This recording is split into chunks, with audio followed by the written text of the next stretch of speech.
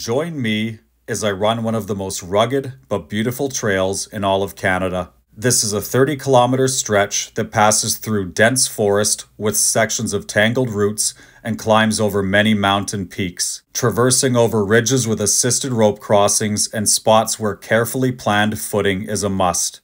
This route has an endless amount of up and down with a total accumulated elevation gain of 5,534 feet, and many sections that truly command respect out of you. Although I'm running this route, there are spots that are very slow moving and you really have to tune in and not get complacent. If you want to experience one of the most iconic trails in British Columbia, and I believe in all of Canada, then welcome to the Howe Sound Crest Trail. Hey guys, hope everybody's doing well. I know it's been a while since I've made my last video. Feels good to be back. I'm just in the mountains here, about to take off for a trail run. I'm going to be covering 30 kilometers through some of the most technical, challenging, but also very beautiful terrain with unmatched beauty, and wanted to share it with you guys, so I hope you guys enjoy. This is some of the nicer parts of the trail before it gets into any challenging terrain.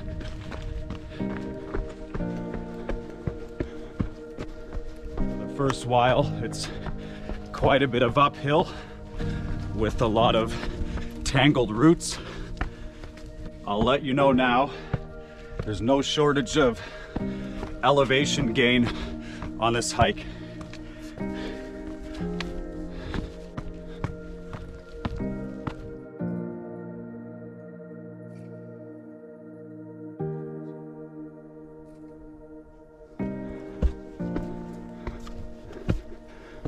So you start to get your first opening views of Howe Sound, as you can see behind me.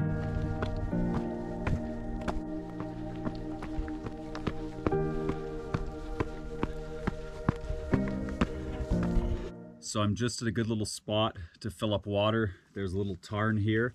You don't know exactly all the time where the water sources are going to be on this trail. In the earlier half, depending on snow melt, weather conditions, etc. But whenever you have a chance, it's good to fill up. I'm gonna fill up my other water bottles here as well. Stock up as much as I can.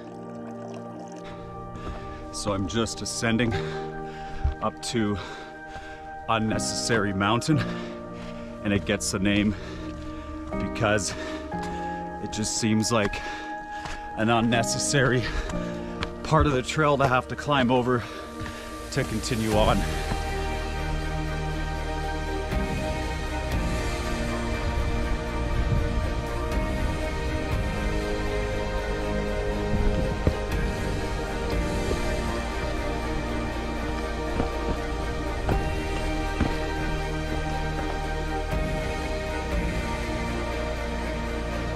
Some sections with rope. Just watch your footing, and 3 points of contact.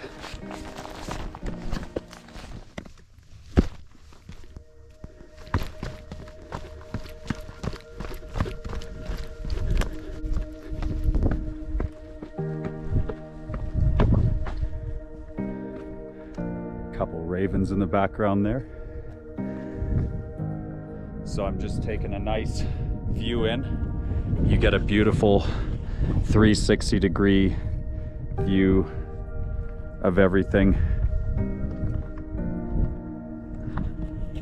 Carrying on.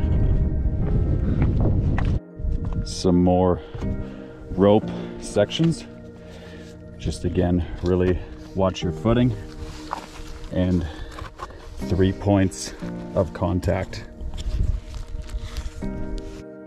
So our next course of action, we have to traverse over and through the lions and down and up over those mountain peaks there and up over that big mountain and continuing on. This is where the trail starts to get a lot tougher. This is definitely a rugged trail, but there's no shortage of scenic views, which makes up a little bit for the pain and suffering.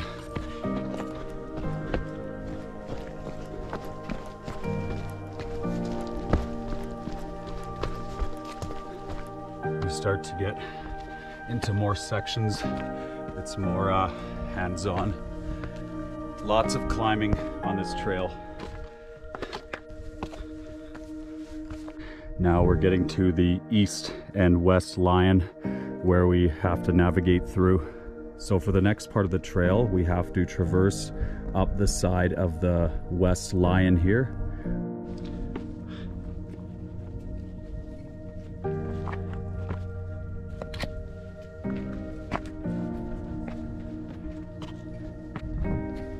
It's not as bad as it looks from afar. It's actually a lot wider of a trail. Then when you come up and you're looking at it in the distance, it looks a little more scarier.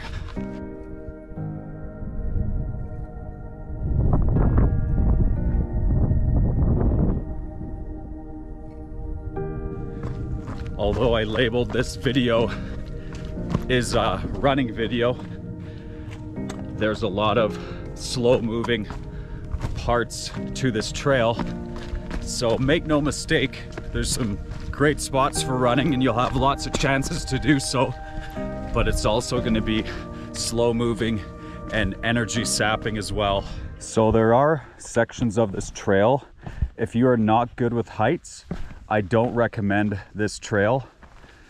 As well, you have to be sure-footed on a few of these sections and just really watch your footing. Make sure your footwear is tight and you got some sturdy trail runners or hiking boots, because there are sections here, if you take the wrong step, it could be a pretty bad situation. Just take your time. This is where it gets lots of fun. You go down, up over that peak there, back down again, up over the next one, down again, up over the next one, and it really makes you work for it.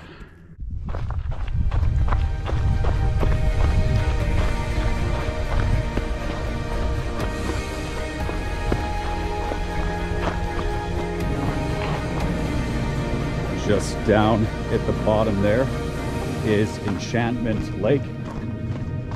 We won't be going down there, but we'll be passing by it from above.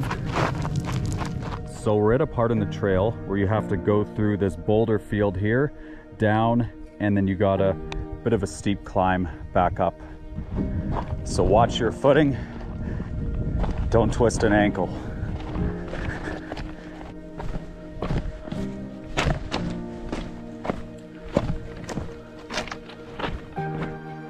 Just finished a section of quite a bit of climbing, a lot of hands-on, and I'd be lying if I was to say that I don't get the jitters from coming up some of these sections. Overall, it's pretty safe, but again, if you are not good with heights, I wouldn't recommend it, and you just really got to take your time and watch your footing, because that's when mistakes happen, when we're rushing through here. And also around this section, it's really easy to go the wrong way. You really got to slow things down. It can be tough when you're trying to beat the time, get the time you want to get in, but just slow things down in this section and you'll be grateful you did.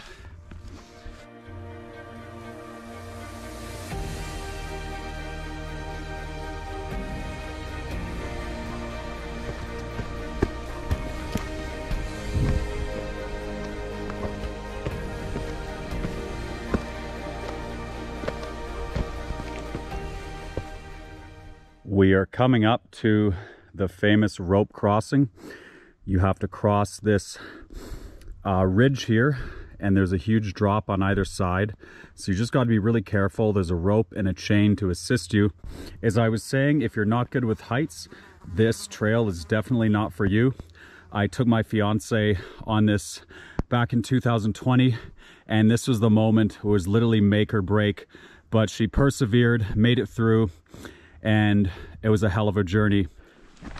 So I'm coming up to this section here. Just really be careful and take your time.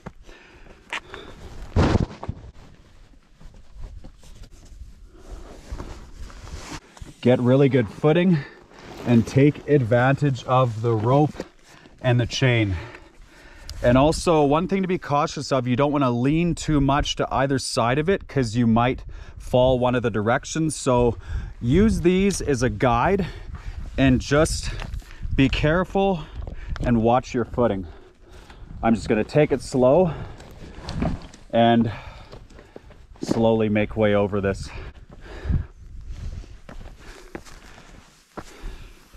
It's not too bad once you're past that initial drop down. Just really take your time, watch your footing, and we are past it.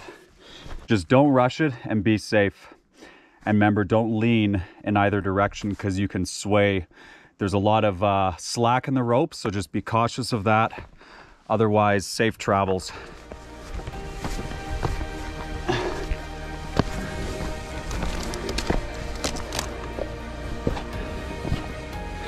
It always feels good getting that last section out of the way. Enjoy this part while it lasts.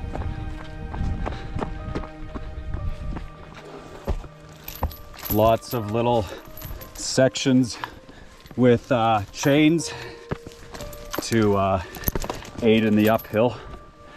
It's kind of cool, makes it a bit more of a fun obstacle course. I think one of the most satisfying things about this trail is you get to see just how far you've came. So we came over those ridges way behind, from way down that way, through the lions, up over that mountain, down, up over that one, down, around, up over this one, down again, and here we are. Definitely a testing endeavor doing this hike, but it's well worth it. I was lucky enough to get a few moments of shade back there. Little moment to recharge, and there's wild blueberries, which is nice. One thing to be cautious of, where there's berries, there's bears, so they are around here.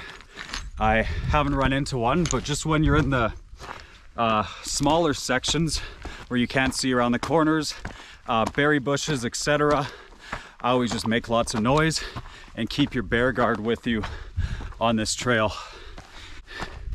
It's really humid at the moment, just climbing up this rock section, and the heat's pretty intense.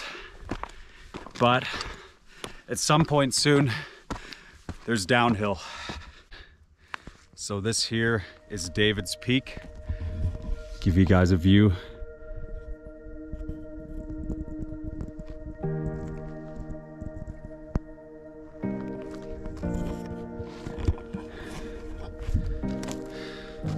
A lot of ups and downs on this journey.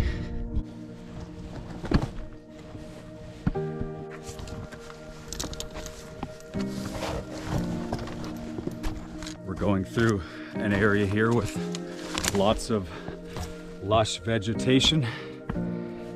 It's a pretty scenic part of the route. However, speaking of bear, there was a black bear back there, just over in the bushes doing his own thing. So just gave him a wide berth and continuing on. Making way here, the next stop is Magnesia Meadows.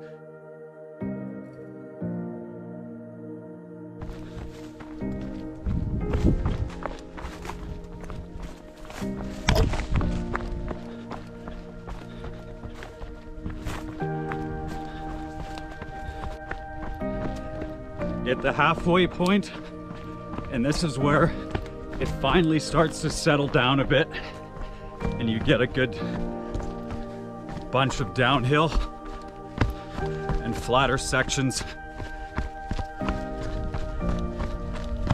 All your hard work from earlier has paid off at this point. So I'm just coming up to Magnesia Meadows and finally have a nice cold stream to refill all the bottles, and looking forward to the rest of the journey.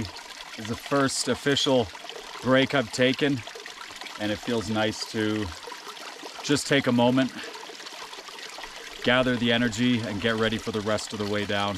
You have two options. You can fill up in the creek or you can fill up in this giant tarn, almost the size of a little lake, which is at Magnesia Meadows.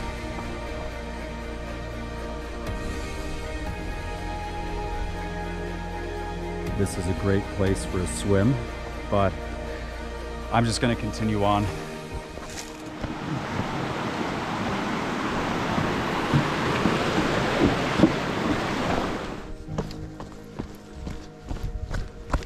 Moving through some classic West Coast nature kind of scenery here. This is a nice part of the trail. It's a lot more calming and you get quite a bit of shade. You finally get a break from the sun. And it's just filled with salmonberry bushes, lots of Devil's Club. It's just your classic West Coast kind of feel.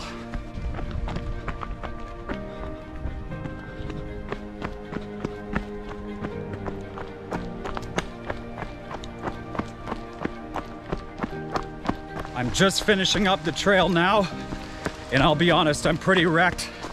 My body feels sore all over. That's a hell of a trail. Always ask myself after this is complete why I do this,